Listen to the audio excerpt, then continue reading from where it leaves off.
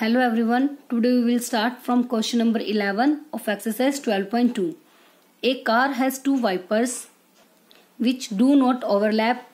तो मतलब ये कह रहे हैं कि कार के दो वाइपर्स हैं जो एक दूसरे को ओवरलैप नहीं कर रहे, मतलब एक दूसरे के ऊपर वो कवर नहीं कर रहे एक दूसरे को.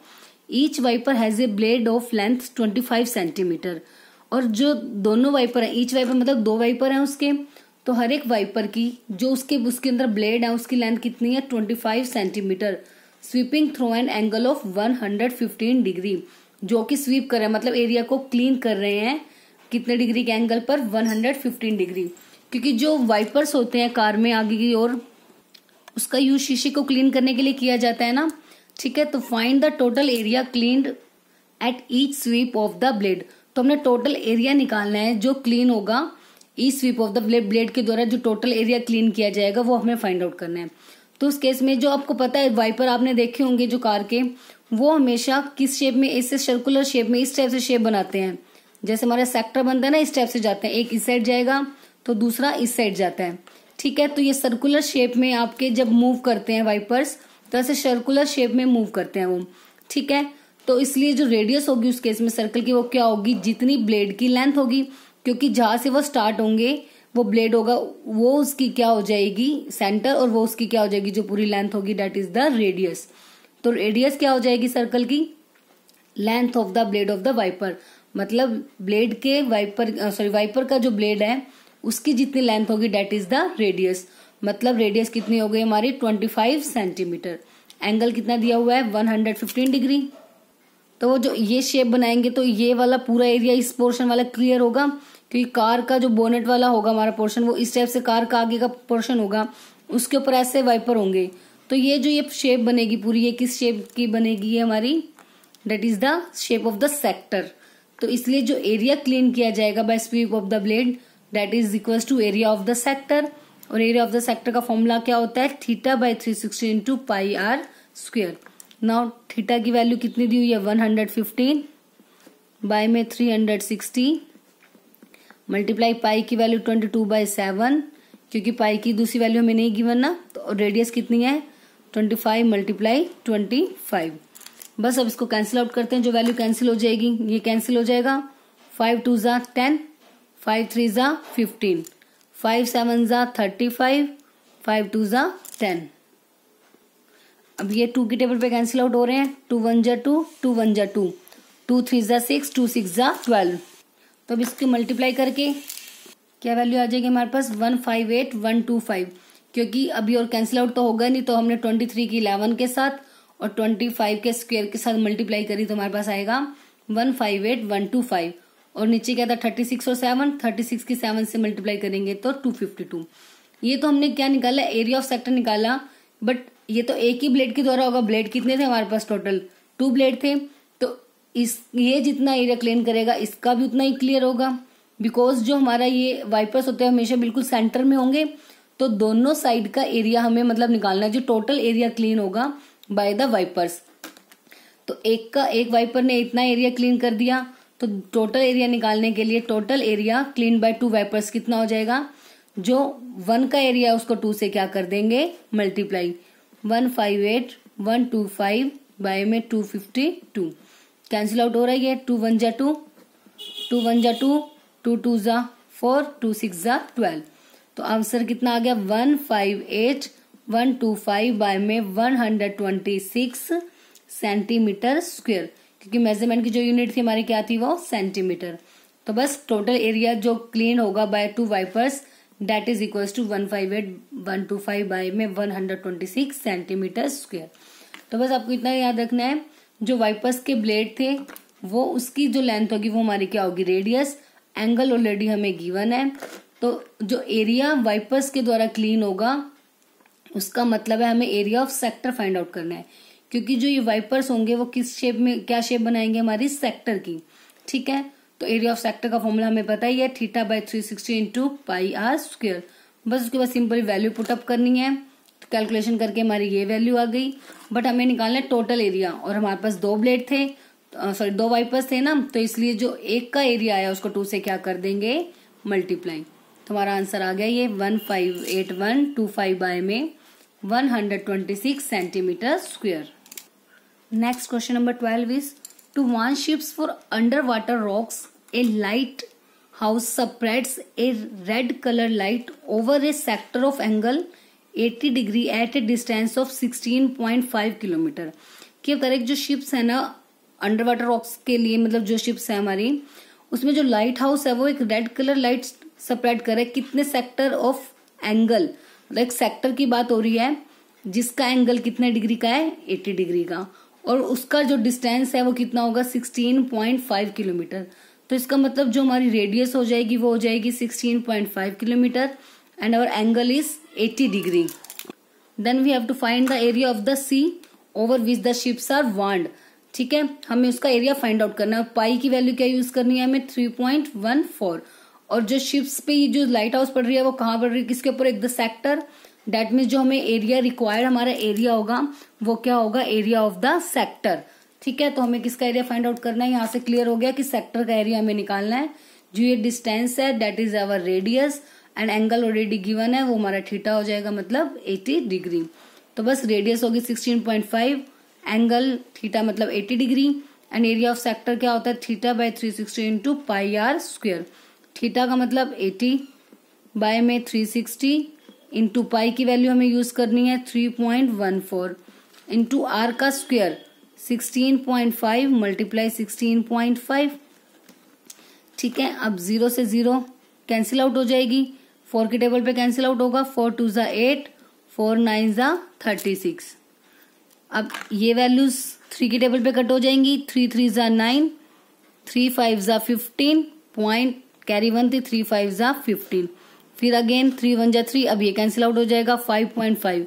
बस अब डिनोमिनेटर में तो कोई वैल्यू है नहीं, अब 2 की मल्टीप्लाई 3.14 के साथ और 5.5 के स्क्वायर के साथ इसकी मल्टीप्लाई करेंगे, बस जो मल्टीप्लाई करके आंसर आएगा वही हमारा फाइनल आंसर होगा। तो इनकी मल्टीप्लाई करके कितना आ गया, 189.97 यूनिट के मेजरमेंट की किलोमीटर स्क्वायर। ठीक है, तो बस ध्यान रखना जो डिस्टेंस दिया हुआ है वो हमारा क्या हो जाएगी, रेडियस, और एंगल ये थीटा हो गया, और हमें क्या निकालना है, वो area of the sea over which the ships are warned. तो और जो यहाँ पे हमें बात की हुई है कि जो शिप्स हैं जो warn ships for under water rocks, light house spreaded light colour light over a sector of angle. तो यहाँ पे हमारे को यहीं से क्लियर हो गया कि जो हमें एरिया फाइंड आउट करना है वो किसका फाइंड आउट करना है, सेक्टर का एरिया, क्योंकि जो वो लाइट हाउस जो से स्प्रेड कर रहा है लाइट वो इसी एरिया पर राइट कर रहा है, सॉरी इसी एरिया पर ही स्प्रेड कर रहा है, और इसी एरिया को हमने उसका फाइंड आउट करना है। तो डेट मीन्स जो रिक्वायर्ड एरिया हमारा होगा वो क्या होगा, एरिया ऑफ द सेक्टर। और एरिया ऑफ सेक्टर का फॉर्मूला हमें ऑलरेडी पता है, तो बस आपने यहाँ पे थीटा, आर और पाई की वैल्यूज ही पुटअप करनी है, उसके बस सिंपल इनकी मल्टीप्लाई करके वो हमारा क्या आ जाएगा, answer. Next question number 13, a round table cover has 6 equal designs as shown in figure. ये आपको एक फिगर गिवन है आपकी बुक में कि एक राउंडेड टेबल है, ठीक है, विच हैज 6 इक्वल डिजाइन। जो ये डिजाइन आपको दिख रहा है ना 1 2 3 4 5 6, ये 6 इक्वल डिजाइन्स बनाए हुए हमने। जो ये कवर है, जो ये राउंडेड टेबल है इसके ऊपर एक कवर है, इसके जो ये 6 इक्वल डिजाइन्स हैं इसके ऊपर, ठीक है। If the radius of the cover is 28 centimetre, तो रेडियस ऑफ द कवर मतलब रेडियस कहाँ से होगी, सेंटर से होगी, तो जो रेडियस होगी वो हमारी कितनी होगी सर्कल की, 28 सेंटीमीटर। तो उसके बाद हमें फाइंड आउट करना है cost of making the designs at the rate of ₹0.35 पर सेंटीमीटर स्क्वायर। तो पर सेंटीमीटर स्क्वायर है कॉस्ट में, डेट मीन्स हमें ये चीज क्लियर होगी, हमें क्या फाइंड आउट करना है, एरिया। और कॉस्ट किसकी निकालनी है, डिजाइन को बनाने की। जो हमारी ये डिजाइन्स है, देखो ये 6 इक्वल डिजाइन्स हैं, ये किस शेप में है, ये सेगमेंट की शेप में है, क्योंकि जो ये डिजाइन है वो किसके साथ मिलके बने हुए हैं, कोड और कोरस्पोंडिंग आर्क।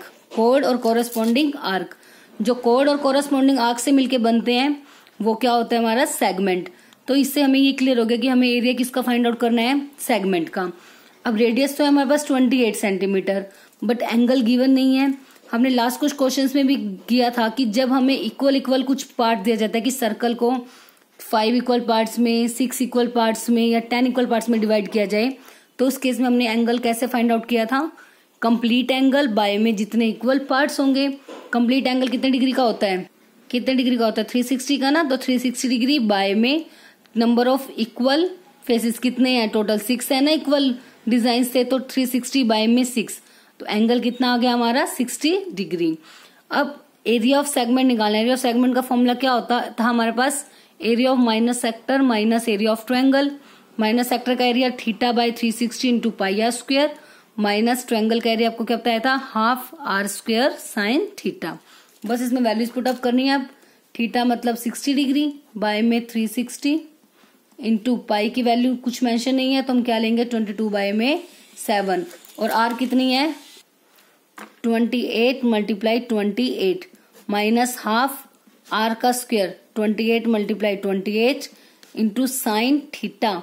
थीटा की वैल्यू कितनी है साइन 60 डिग्री।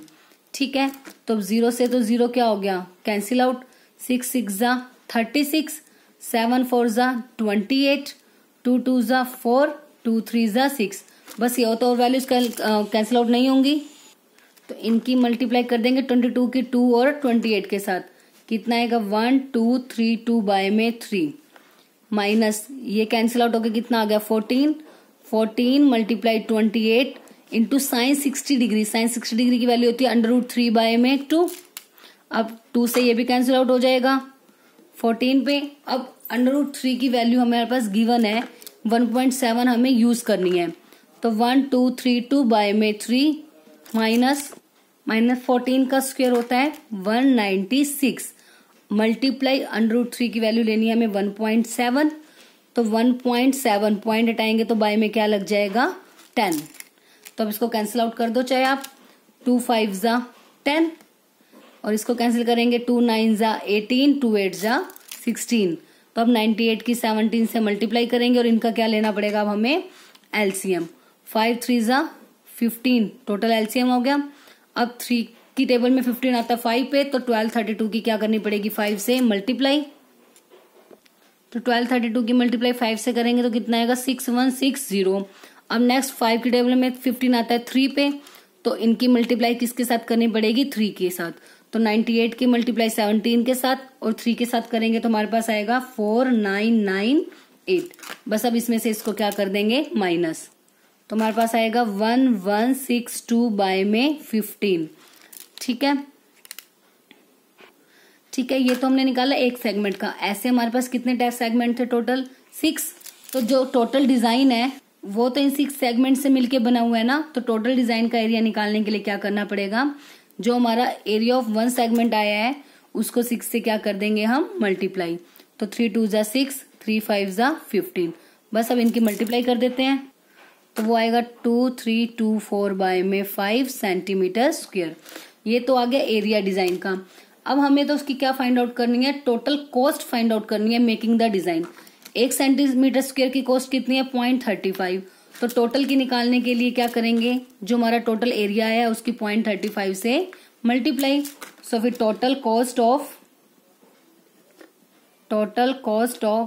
Making design